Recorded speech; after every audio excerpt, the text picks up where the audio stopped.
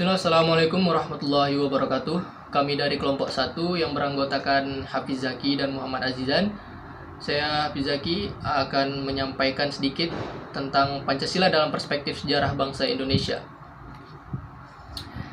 Apa itu dasar negara?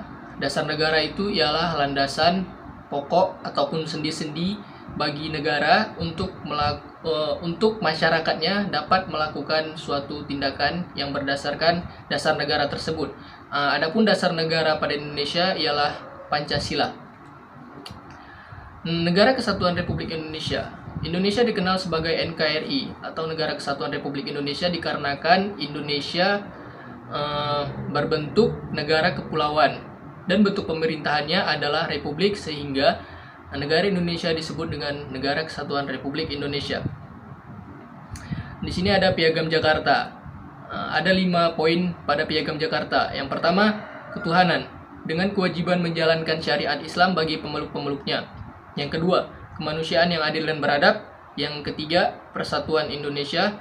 Yang keempat, kerakyatan yang dipimpin oleh hikmat kebijaksanaan dalam permusyawaratan perwakilan. Dan yang kelima adalah keadilan sosial bagi seluruh rakyat Indonesia. Dan adapun Pancasila sama dengan 5 poin. Yang pertama, ketuhanan yang Maha Esa.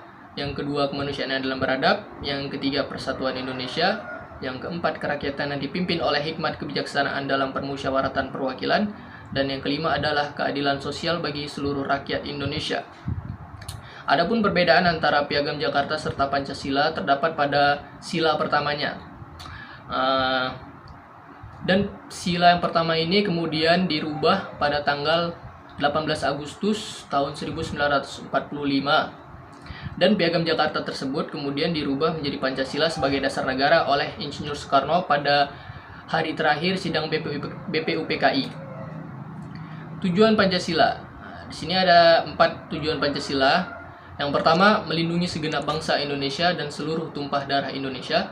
Yang kedua, untuk memajukan kesejahteraan umum. Yang ketiga, mencerdaskan kehidupan bangsa. Dan yang terakhir adalah ikut melaksanakan ketertiban dunia yang berdasarkan kemerdekaan, perdamaian abadi, dan keadilan sosial. Perumusan dan penetapan Pancasila sebagai dasar negara RI atau Rakyat Indonesia. Sidang BPUPKI. Sidang pertama BPUPKI terjadi pada tanggal 29 Mei sampai 1 Juni 1945. Dan di sini ada 3 tokoh yang ikut dalam sidang tersebut. Yang pertama Mr. Muhammad Yamin, yang kedua Dr. Supomo, dan yang ketiga adalah Insinyur Soekarno. Dinamika dan tantangan Pancasila sebagai dasar negara RI atau Rakyat Indonesia dari masa awal kemerdekaan, Orde Lama, Orde Baru, masa reformasi, dan era globalisasi serta masa depan. Dan ini ada sedikit humor tentang petinggi-petinggi Pancasila yang berkuasa sebelum masa Jokowi. Insinyur Soekarno yang memimpin awal kemerdekaan ataupun Orde Lama. Pada tahun 1945 sampai 1950, Orde ini disebut dengan masa pemerintahan pasca kemerdekaan. Adapun tahun 1950 sampai tahun 1959, masa ini disebut dengan masa demokrasi liberal. Dan adapun tahun 1959 sampai 1968, masa ini disebut sebagai demokrasi terpimpin. Ada 3 poin di sini. Yang pertama, Pancasila diidentikan dengan Nasakom atau nasionalis, agama, dan komunis. Yang kedua, MPRS mengangkat Soekarno sebagai presiden seumur hidup. Dan yang ketiga adalah presiden membubarkan DPR hasil pemilu pada tahun 1955.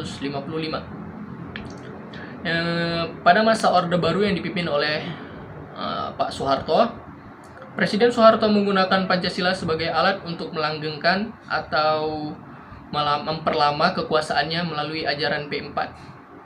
Yang pertama, pembekalan atau seminar. Yang kedua, Presiden Soeharto memperbolehkan rakyatnya untuk membentuk organisasi-organisasi dengan syarat harus berasaskan atau berlandaskan Pancasila.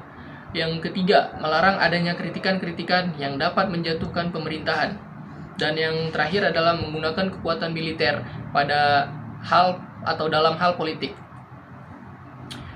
Mungkin cukup sekian dari saya, selebihnya akan disampaikan oleh teman saya, yaitu Muhammad Azizan. Sekian dan terima kasih. Assalamualaikum warahmatullahi wabarakatuh. Assalamualaikum warahmatullahi wabarakatuh. Saya MHD Aziza dari kelompok 1 bersama dengan Hafiz Zaki Mubarak akan menjelaskan tentang tema Pancasila di dalam perspektif sejarah bangsa Indonesia. Jadi di sini awalnya sudah dijelaskan oleh kawan saya bernama Hafiz Zaki, dan saya akan melanjutkan dari bagian urgensi Pancasila sebagai dasar negara. Di sini kita ada dua materi, yaitu pendekatan institusional dan pendekatan sumber daya manusia. Pertama, pendekatan institusional, membentuk dan menyelenggarakan negara yang berdasarkan pada nilai-nilai Pancasila sehingga negara Indonesia dapat mewujudkan tujuan negara dan atau terpenuhinya kepentingan nasional. Yang kedua, pendekatan sumber daya manusia. Orang-orang yang menjalankan pemerintahan dengan cara melaksanakan nilai-nilai Pancasila secara murni dan konsekuen di dalam mengemban tugas dan tanggung jawab, sehingga kebijakan negara akan menghasilkan kebijakan yang mengedepankan kepentingan rakyat dan rakyat itu sendiri. Pertama, ada yang kita kenal dengan Bapak Soeharto, yaitu Bapak Pembangunan Indonesia, yaitu Bapak Pembangunan Pulau Jawa. Di masa reformasi, ada yang namanya presiden kita Bapak B.J. Habibie. Beliau sanggup melaksanakan pemilu pada tahun 1995 dan sanggup melakukan pembebasan tahanan politik, dan juga Indonesia mampu kehilangan Timur Timur yang sekarang bernama Timur Leste di saat kepemimpinan Bapak B.J. Habibie tersebut. Dan juga di saat pemimpinan Bapak B.J. Habibie juga terdapat munculnya beberapa kerusuhan dan gerakan separatisme. Selanjutnya di masa kepemimpinan Pak Dur ataupun Abdurrahman Wahid, di sana itu tidak ada didiskriminasikannya lagi warga Indonesia keturunan Tionghoa. Dan juga di dalam dekret presidennya, Gus Dur membubarkan MPR atau DPR dan meminta kepada rakyat untuk mengambil alih kekuasaan. Artinya tidak ada lagi permusyawaratan ataupun perwakilan. Selanjutnya dilanjutkan oleh masa Ibu Soekarno Putri, Megawati Soekarno Putri, itulah namanya nggak tahu. Membangun tatanan politik yang baru diwujudkan dengan dikeluarkannya UU tentang pemilu, susunan dan kedudukan MPR atau DPR, dan pemilihan presiden dan wakil presiden. Itu di masanya Ibu Soekarno Putri. Dan juga ada di masa beliau menjaga keutuhan NKRI. Setiap usaha yang mengancam keutuhan NKRI akan ditindak tegas, seperti kasus di Aceh, kasus di Papua ataupun Poso. Karena hal tersebut juga diberikan perhatian yang khusus karena bisa menyebabkan hal yang tidak diinginkan seperti lepasnya Timur Leste pada kemarin hari. Dan juga di masa Ibu Megawati Soekarno Putri tersebut, untuk mengatasi korupsi, beliau membentuk Komisi Pemberantasan Korupsi ataupun KPK. Komisi Pemberantasan ini didirikan pada tahun 2002. Pendirian KPK ini dasari karena Megawati melihat institusi kejaksaan dan kepolisian saya itu terlalu kotor dan tidak senonoh dalam bernegara kita. Selanjutnya di masa Pak SBY, di masa reformasi Pak SBY, pemerintahan tidak menggunakan kekuasaan politiknya untuk melindungi kemerdekaan beragama dan hak menjalankan ibadah sesuai kepercayaan atau agama masing-masing. Dan juga di masa beliau menerapkan sistem ekonomi yakni kapitalisme, tidak punya itikat politik untuk mengusut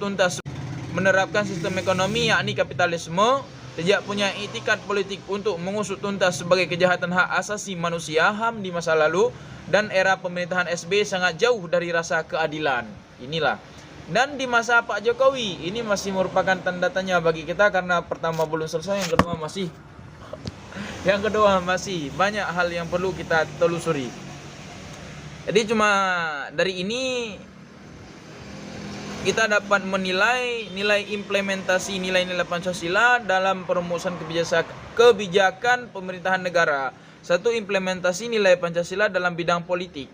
Kehidupan politik di Indonesia harusnya berdasarkan pada nilai Pancasila, sehingga kegiatan politik tidak ada berpihak pada rakyat ataupun yang hanya berorientasi pada kekuasaan semata dapat dihilangkan. Yang kedua, implementasi Pancasila dalam bidang ekonomi. Ekonomi kerakyatan, yaitu ekonomi berdasarkan tujuan bersama demi mencapai kesejahteraan rakyat secara luas. Yang ketiga, implementasi Pancasila dalam bidang sosial dan budaya. Sehat. perundang-undangan yang mengangkat nilai etika Pancasila bernilai bersifat humanistik. Aspek sosial budaya dituangkan dalam pasal 29. 4. Implementasi Pancasila dalam pertahanan dan keamanan. Warahmatullahi wabarakatuh.